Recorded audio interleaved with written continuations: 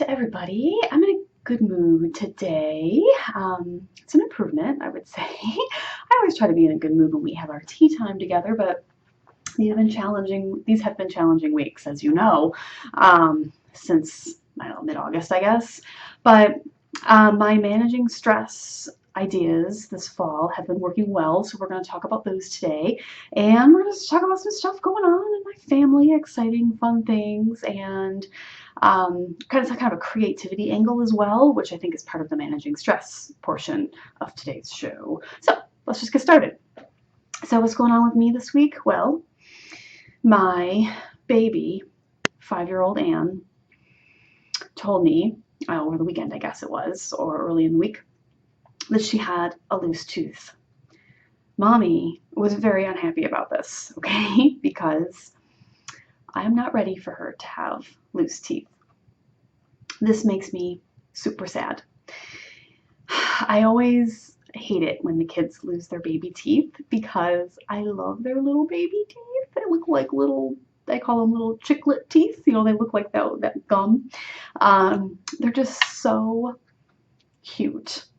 And it's just an awkward thing for them. I feel bad for them when you've got those gaps in your teeth, and sometimes when the adult teeth grow in, it looks, we all have been there. Yes, we have. There's an awkward stage, especially with the two front teeth. Ooh, that one's a rough one, but you know, we've all made it out alive. So, yeah, and usually though, the first one to fall out is like one of these center bottom teeth, which isn't as bad, but still that process. Once one starts, it's just a domino effect. It's just all the teeth come from there, and it makes me very sad.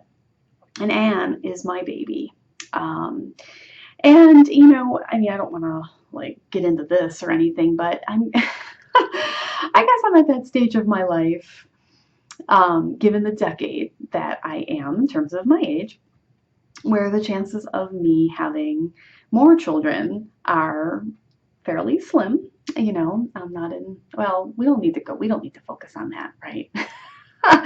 As to how old you all know how old I am anyway.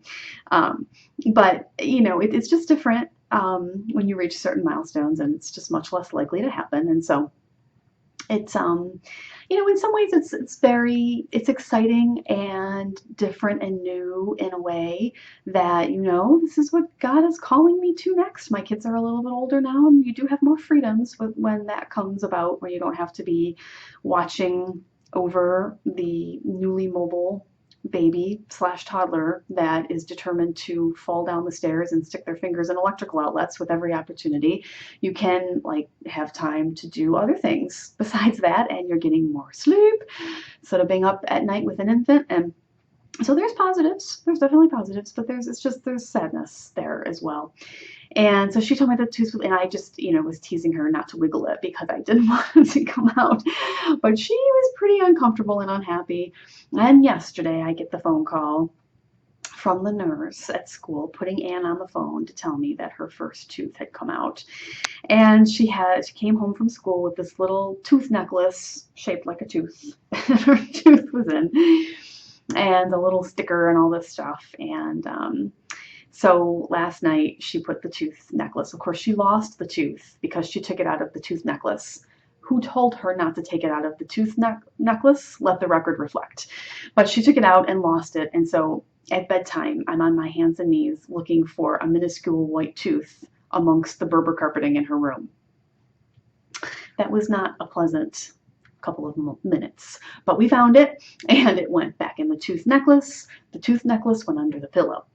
And so Mike and I slip in there at 11 o'clock or whatever it was, 10:30, and she's all on the bed. She's a rough sleeper. She is all over the place. Nobody can sleep with her. The one time we went to a hotel and Henry had to sleep in the bed with her, he refused to spend the whole night in the bed because she kicks and tosses and turns, and he's like, I can't sleep in here. This is terrible. He slept on the floor.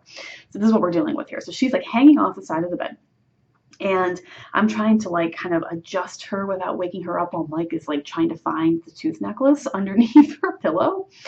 And we had to take the tooth out, and we left the little necklace because she wanted to keep that. And of course I kept the little tooth, and which is kind of morbid, but it is what it is. And we put $1 under there.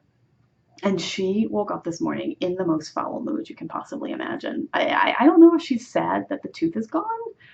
I mean, I still have it, but then the jig would be up about the tooth fairy, which is fine with me. But whatever, it's all about if they want to believe in the tooth fairy, that's fine with me. Um, so I won't dissuade, but if they ever ask me, I'm just, that's how I am with my kids. Like, I mean, if they're real little, I guess I'm going to try to keep it going. But, when Henry was, how old he was, 6 maybe? He asked me about Santa. I'm like, well, as long as it's not right before Christmas, I would never spoil that right before Christmas. But if it's like around Easter Bunny time, and it's like, oh, what is this? I have my doubts about Santa. I'm just gonna tell them. So that's my philosophy on things. Just sort of real with that. But yeah, so she was just in like a bad mood. I don't know if this is like tooth fairy resentment for taking her tooth. I don't know, but I was thinking I have a couple links in the show notes. Well, one link in the show notes that my favorite Saint doll, one of my favorite Saint doll stores, has a Saint Apollonia wood doll, and she's the patron saint of, I don't know, dental work or something, or dentists. And I don't know what happened to her that this is for patronage, but poor unfortunate thing. But this is her, what she's known for, Saint Apollonia teeth. And so in her likeness, and this is beautiful. The shop is called St. Luke's Brush um, on Etsy, and she's holding like these little set of pliers with a little baby tooth in it. And I thought, I really wish I had gotten that for her. It takes him a little bit to paint those. There's like a lead time. It takes like 3 weeks or so to get to you. So at this point, I probably won't order it. But if you have a child who will soon be losing teeth, I think that's a really cute little gift to have the little Saint Apollonia. So I have a link to that. Really cute stuff. So that's what's been going on in our house. It's been kind of crazy. Mike is in another play, and so then they're approaching the first show weekend. It's next weekend. So they've had intensive rehearsals. So he's been away in the evenings and he's getting exhausted of that. And I've had the kids at home in the evenings, and cranky Anne has just been still adjusting to the full day of school. She's so tired all the time. So yeah, that's fun. We're doing our best. So that's that.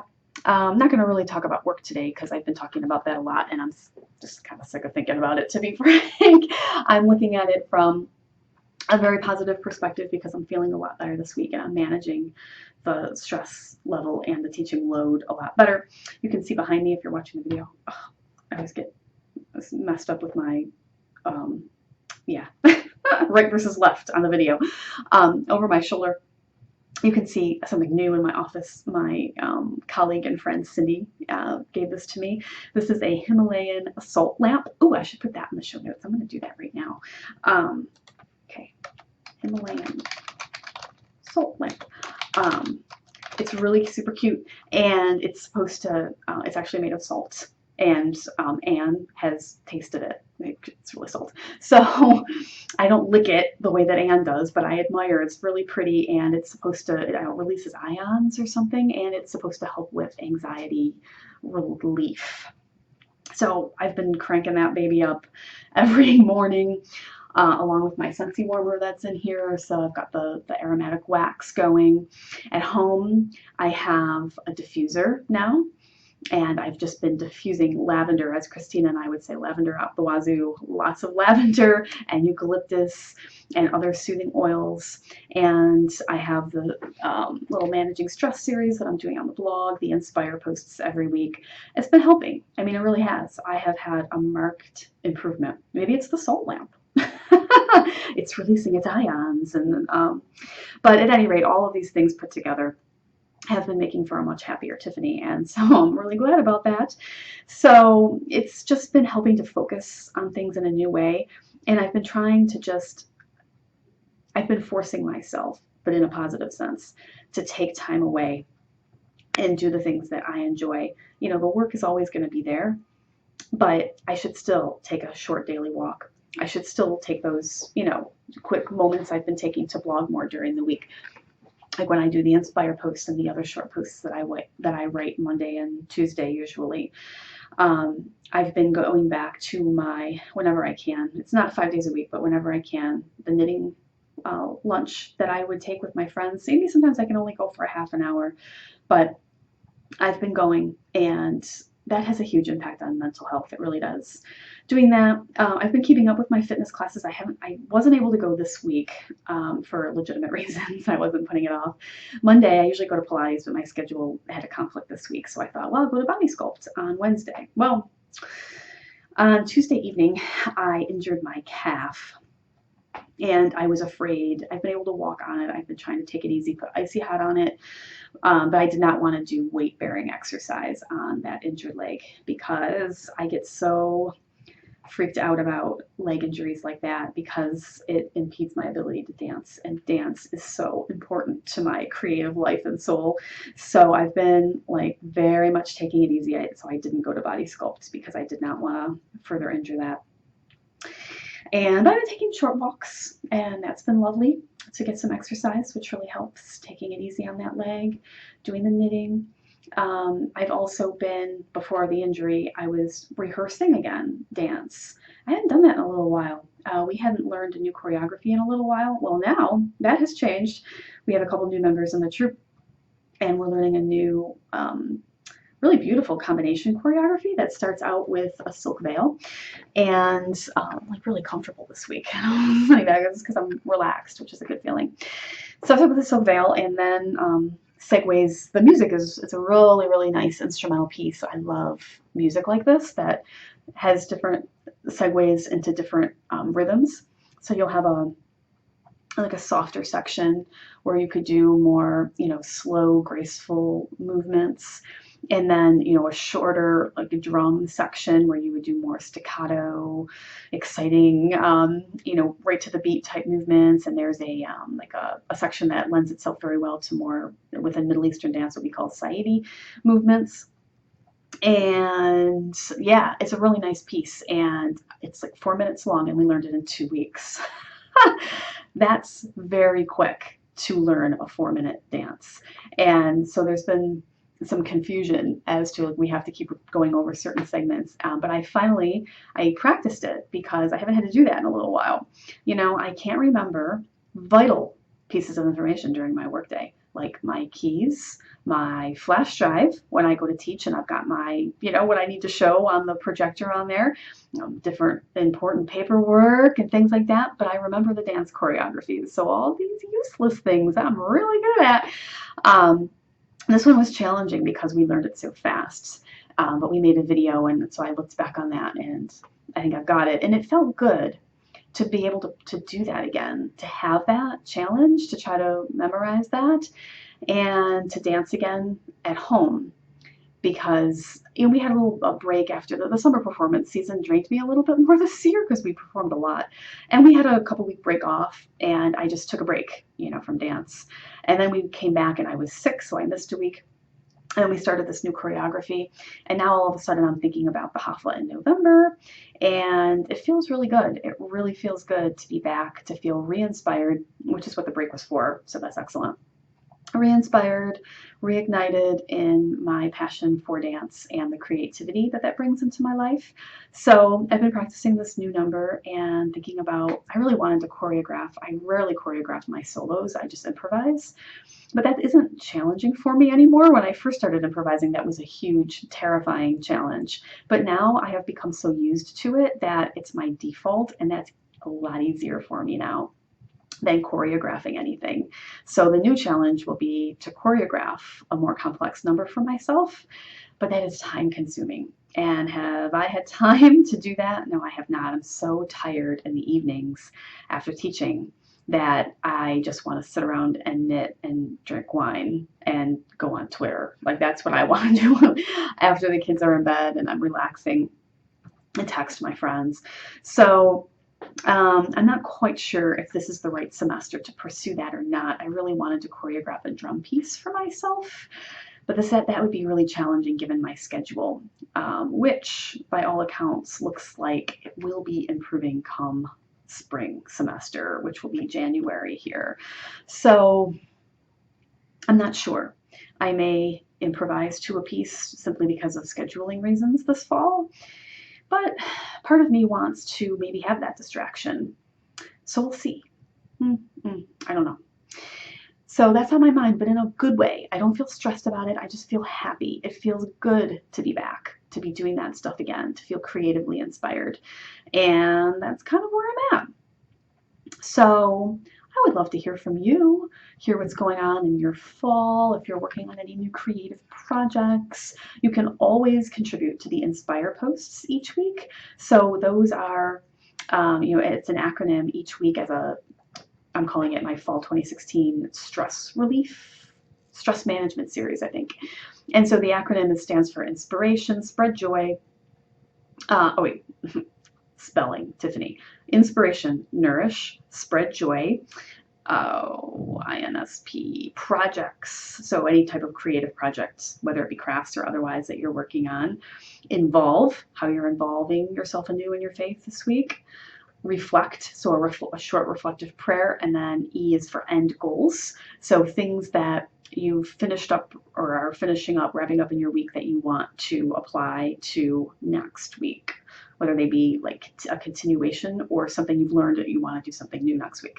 So it's been going really well, and you don't have to do that every single week. You can just join in if you'd like to. You can do it once a month if you want, every other week, whatever you want to do. But I have had some people posting in. Sam and Melanie and Lara posted last week, and I think Laura has posted too. Delta. I think so. I know she comments a lot. I'm trying to remember if she comments on the Inspire post or not. Tiffany's racking her brain. But there were, especially last week, there was a nice response. So I love it. It has really helped to embolden this community feel that I spoke about last week in Tea Time surrounding the blog. And now, like, Melanie is on Twitter. She has been for a little while, but hi, Melanie. And it's like, so we talk on there now too, and it's really nice. It feels like the community is budding and growing, and we're talking to each other outside of just on the blog, and it's a lovely, lovely feeling. So write in and let me know what's going on with you, what you're working on, if you want to do the Inspire thing, or otherwise you can just comment on any other post, whatever you want to do. But I love to hear from you. It brightens my days, and I look forward to that continuing. So I hope you have a fantastic weekend. I look forward to talking to you all next week. Until then, God bless. Bye.